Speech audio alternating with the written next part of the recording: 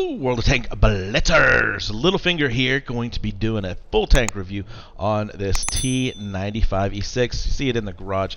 This is obviously an American Tier 10 heavy. And yes, it fits all of those characteristics that we've been talking about all week on the American tech tree. Great turret. Look at these lines. Weak cupola. You've got 10 degrees of gun depression on this 120 millimeter gun.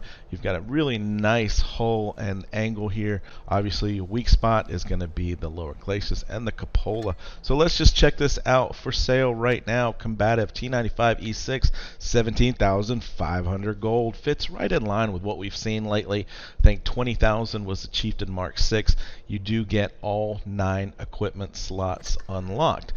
Is the tank worth it? Well, we'll talk about that here in a bit.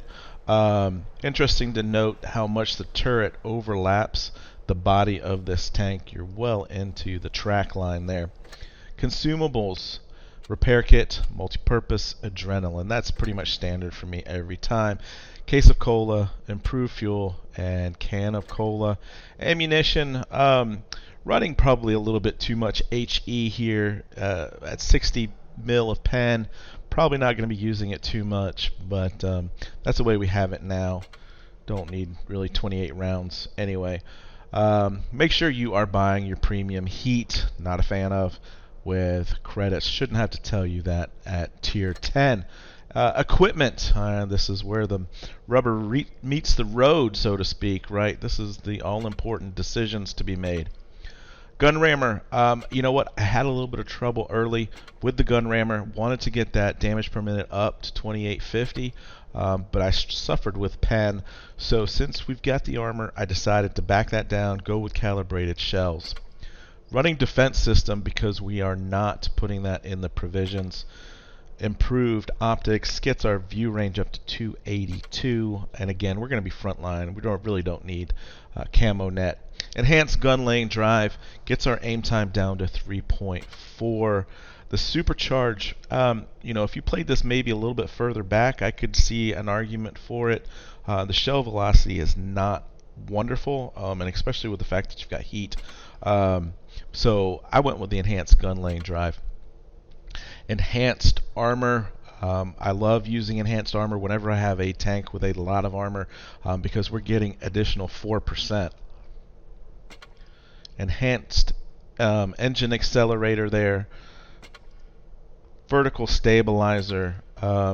Again, you know, if you look at this, we could get our dispersion down to under 0.3, which is really good.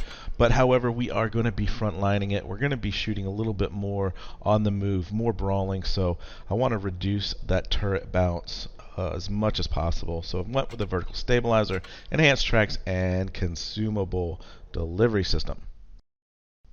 Alright guys, just real quick, here is blitzstars.com, and I've got the T95E6 on the left. The two that I really want you to focus on are the Chieftain and the T110E5, primarily because the Chieftain is probably my go-to premium tank at tier 10, and the E5 is a very similar tank to this and what you could get on the regular tech tree without having to spend 17,500 gold. So you'll see a lot of mix here between green and red on the damage per minute. Your pen is a little on the low side compared to the rest of the tanks, and the alpha at 400 is the lowest as well. And that's where I think this tank does suffer a little bit because you have to be exposed a little bit more because you have a higher rate of fire. But if you look on down this list here and we get into the weapon handling and the movement and mobility, you see a lot of red. So real nice aim time, dispersion, gun depression. We talked about all that in the open. But one of the things to note here is that 42 kilometers per hour, the tank does not really feel sluggish because you have such a high power to weight ratio. So it gets up to speed, it climbs hill much easier, and so it feels a little bit on the slow medium, fast heavy type of feel to it, which is nice. Credit coefficient of 150. If you look at these other tanks here, it's obviously the top there. And then obviously the most important part really is your hull and turret armor. And so we're seeing a lot of green here. But as you'll see in these videos, because of the angles and the slopes, you do get some decent bounces. And so this is Armor Inspector, and quite clearly here you can see just how much red. Obviously I've got a shooter of an M48 Patton looking straight on, can clearly go through the front, upper and lower glacis and the cupola. But again, the turret is really super strong. So if you can get yourself, again, as an American tank, you always want to try to get into a hull down position. Then we start, getting into a lot of red. But you'll notice everyone's going to start aiming up top on this tank, and there's not a whole lot you can really do about it. Alright, so we'll get this started with Faust. Look at this, all tier 10s. And this is Supremacy.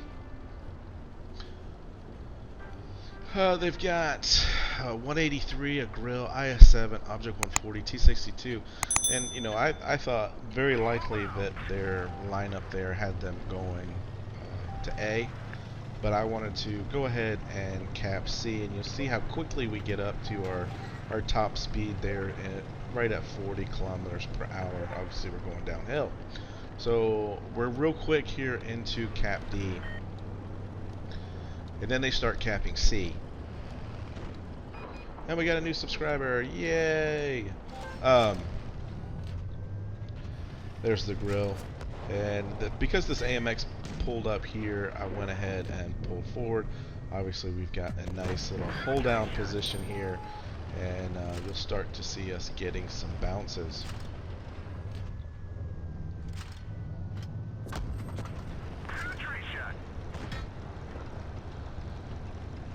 So a couple shots in, we've bounced a couple shots, we have taken one already, and these guys are trying to push forward. And this is when you'll really start seeing them. They are aiming, obviously, for that giant cancer spot on top of this tank. There goes one that missed. But as long as you're moving, shaking, and baking, so to speak, it is difficult to hit. And we do take a big chunk of damage on the YOLO mission by the grill. Unfortunately, I don't get any damage because that greedy E100. That's allowed the T57 to pull up, and so I am gonna just tuck myself under here and just use him to side scrape off. So I figure that T57 must be on a reload, and I want to get out here and get a shot into him. Now the IS-7 has shot, and just in time to finish him off. So one of those games, is kind of a steamroll type game, but just wanted to show you the effectiveness of being frontline in this tank. Hold down, of course, as we come around and get a kill shot here on the T62. In a very quick game, but nonetheless, we still finish with 2,900 damage. And that was 70,000 in credits.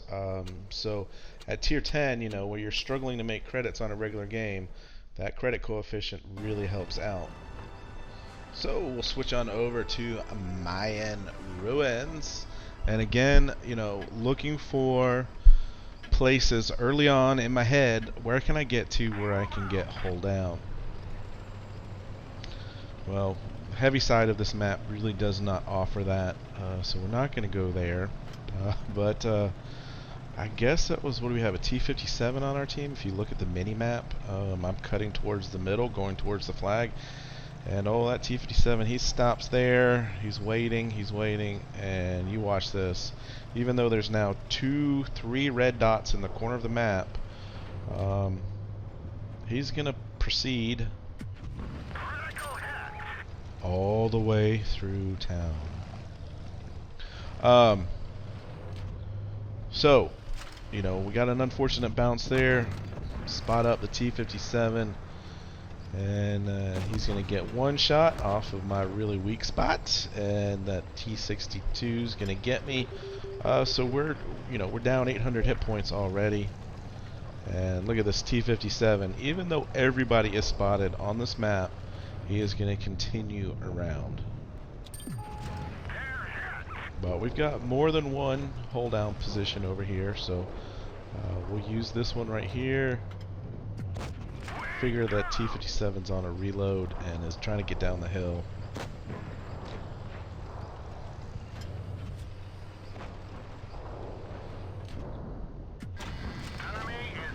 And you'll see there on the move, just the accuracy of this gun.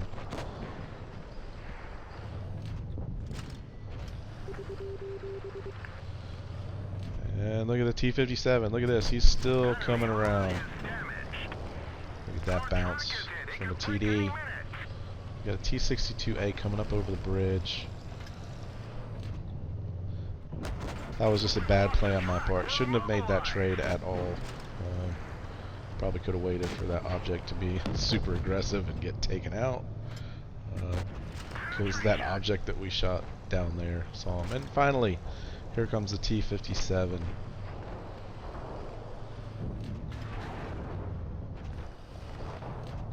Degrees is just not quite enough to get that T62A. But we got some low health tanks over here, so we'll focus on the first one, take him out. Again, the accuracy of this tank. T62's coming around. Now we're up a tank, they're both over here. Maybe I could have gone down, would have been faster than turning around on the hill and going up over the hill.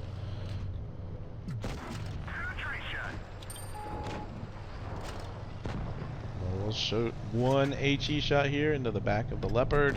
There we go, 589. So a 4K damage game there. Good positioning. And again, 71,000 credits.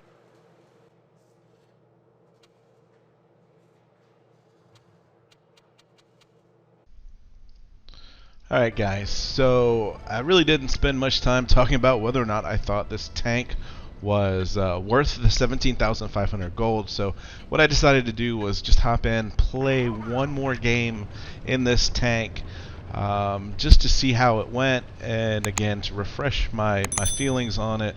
And you know, this is the game that unfolds, and as I'm looking at their lineup, they've got 3 heavies to our 2 heavies, and so I'm not 100% convinced that they're, you know, going down. If you look at our mini map there, we've got our mediums way down in the corner, and the Conqueror gets spotted up. And so, you know, I was glad that I did not go all the way down there and went into the middle. And we're able to get a shot into the conch before he even sees us, and so that allows us to back up. Now, wanted to test out the HE pen here on the standard B. Not good at all. And obviously we knew we were going to get shot there. One of those bounced, one didn't, but we are able to back around the corner here before the standard gets to us. And slow reaction time there by him. But we're holding the corner, and obviously I know that there's going to be some other tanks coming around, and sure enough, there's a T57. So now I've got to kind of watch my back here because they could be coming through that opening there, but I really don't want this T57 pushing around, and he's taken out my support on the left. So I'm kind of in a tough situation. And really was going to push forward and get that standard out of the way. But as you can see here, just the trollness of this turret does get you so many bounces that you wouldn't expect.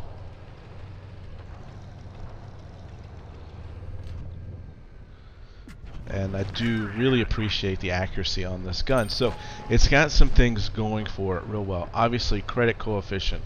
Love making money at, where did that shot go? Love making money at tier 10, because most of the time if you're playing a standard tech tree tank, unless you have a really good game, everyone knows you're breaking even at best. Love the fact that it gets some really seriously troll bounces, and it's strong hold down. Love the accuracy on the gun. Mobility is okay, it's not great. So my overall assessment is this tank is for the enthusiast collector. You know, you can get a similar game out of the T110E5. You can get a better game out of the Chieftain if you already have that, or if it's available to you. And obviously I've jumped down here for safety, because I was getting shot from behind there. But you know, if you're a solid collector, if you love playing tier 10, this is a good tank. There's no doubt about it here. You know, this was just one battle, jumped out, almost 4K, 77,000 credits. So use that as you want, as you make a decision here. But it's obviously a very solid tank all the way around, outside of that cupola and that weak spot. So hope you have fun. And as always, guys, get educated, not fingered. Littlefinger out.